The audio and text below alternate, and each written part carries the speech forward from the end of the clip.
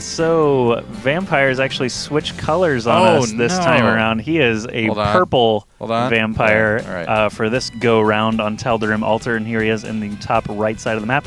Over on the top left side of the map, though, we have a guy that you guys may be familiar with. It is Karont3 Esports Club Lucifron, and he is actually...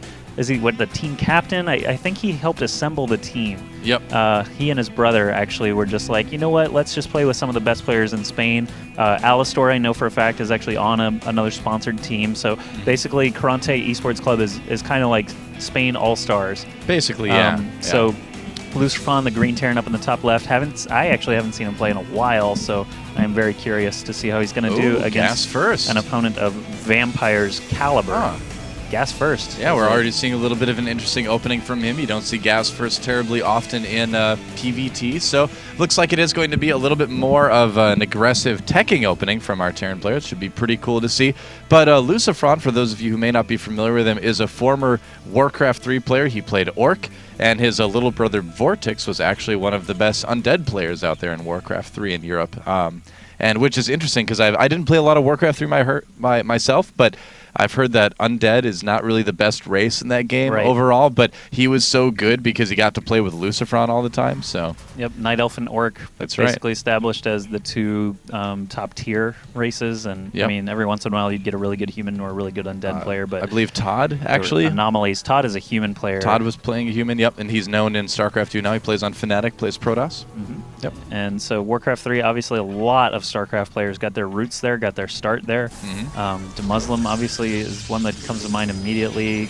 Todd, Lucifron, all these guys. A ton of Korean players like Moon, who's actually won tournaments. Lin had a stint in the GSL. Haven't heard much from him recently, but Moon has had some continued and varied success, I'll say. Violet actually is probably one of the most notable Warcraft to StarCraft conversion players. He did really well in Warcraft 3 in Korea, and now he is pretty good. Last time I checked in StarCraft 2, and of course, you can't talk about the switch from Warcraft 3 to StarCraft without mentioning Grubby, of course. Too. Oh yeah, of course.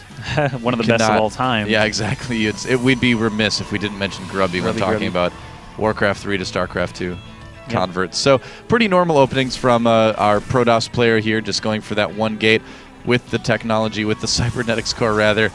Getting the warp gate research, and we're probably going to see what appears to be some reactor and Hellions coming out from Lucifron. So this is going to be a little bit interesting. I wonder how he's going to follow this up, if he's just going to get a couple of Hellions and then switch over to like Marine Tank or something. He's getting a Tech Lab. It could be Hellion Marauder as well. We've seen players like Beyond Prime actually do really, really well with this type of build, specifically on Tal'Darim Altar. He was known for doing kind of these crazy factory-oriented builds on this map back in the GSL for a while. So it's something that Terran players have done in the past to great success, and we'll have to see if Lucifron can carry on that grand tradition. Well, Lucifron does have a Marauder on the way and Concussive Shell brewing in the Tech Lab. So Hellion Marauder going to be the first ticket here for Lucifron. He's going to wait before moving out at all. Hiding the Vampire's Hellions. Actually going to come up to him. Yeah, instead of sending those two Hellions out immediately, he is going to wait until he has a substantial number. Oh, he's about to be discovered by the Stalker. SCV's coming along for the ride as well. This could actually be a pretty strong early push, as 4 Hellions are already out. Yeah, the Marauders are what's going to really kind of slow this down, because they walk much slower. As you can see, he's like, don't leave me hanging. Bulgum. Don't leave me. Bulgum. Yep. Bulgum. I learned that from GSL. GSL learned Korean. It means fire bear. That's right. And, whoa, actually the Stalker getting really, really low here. Hellions do surprisingly well against Stalkers, actually. Yeah, especially when they have SCV repair forces. Just that also helps a little bit. He's like, let's go. We're almost there. Come on, guys. Keep up. Keep sending the Marauder, because the Hellions will catch up. That's right. It's not like he needs to worry about the Marauder getting there too early. Yeah. 2 more gateways being added on, though, for Vampire. His warp gate tech is done now.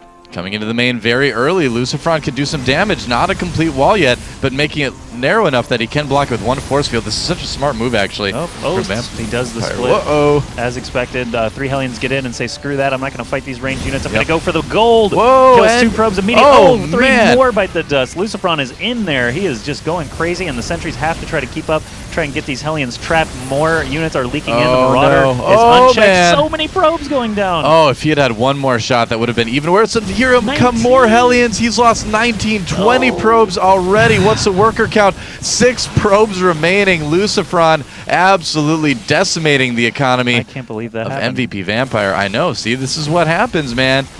Beyond Prime, he always used to do this or do something similar to it. He did a lot of Marine Marauder tank pushes on this map as well, off of 2 bases. But some players can just get in there, get a little bit lucky, and kill a lot of things with Hellions. And look at this. Now Lucifron pulling back, doesn't really need to worry about a lot of counter aggression, getting that second barracks just in case, getting his command center. So his expansion will be a little bit later, but the lead that he's got is just huge right now. Again, look at the worker count. Tipped so far in Lucifron's favor, and I gotta say, Vampire, had he just force fielded that choke like you mentioned, instead of waiting, trying to do a clever split, none of that would have happened. Well, what could a Hellions do? They weren't going to gun down the pylons that fast, and that's the thing, time for another warp in. I don't know why he actually tried to do that. I almost feel like he just wasn't paying attention for a split second, and he got his force field down a little bit too late. Because normally you would want to just prevent that from coming out until you had a few more stalkers. Now, the thing for Vampire is that he does have 2 Nexuses, so he can still try to Chrono Boost out some probes and catch up,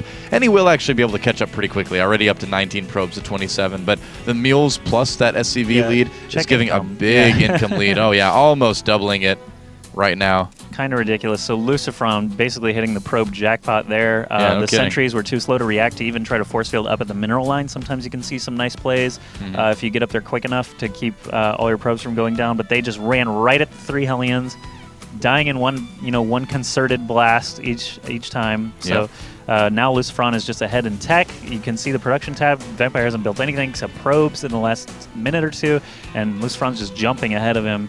Stim pack's almost done. He's got 2 medevacs rolling out at a time now, and he's just adding on more production.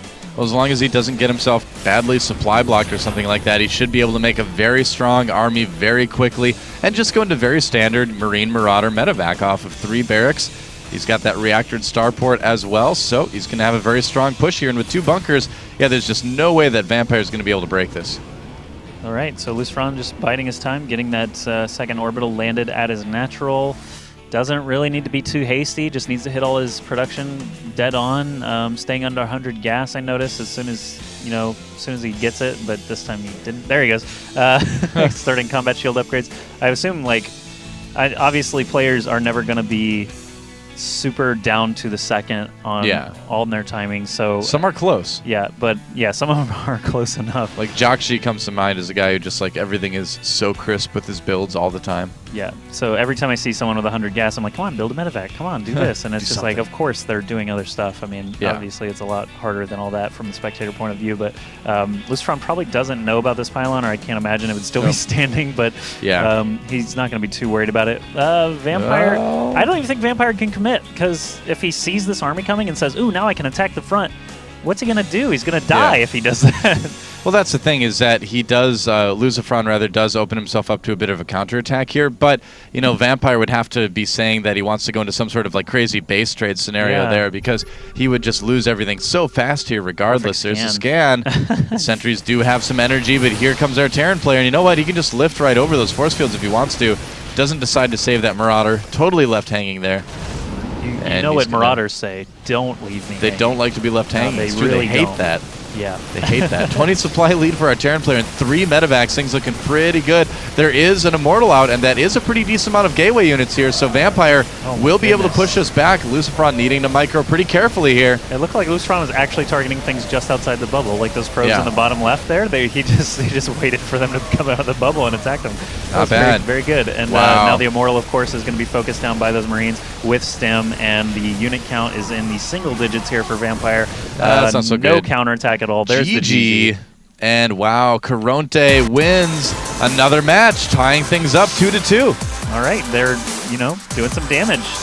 Craziness.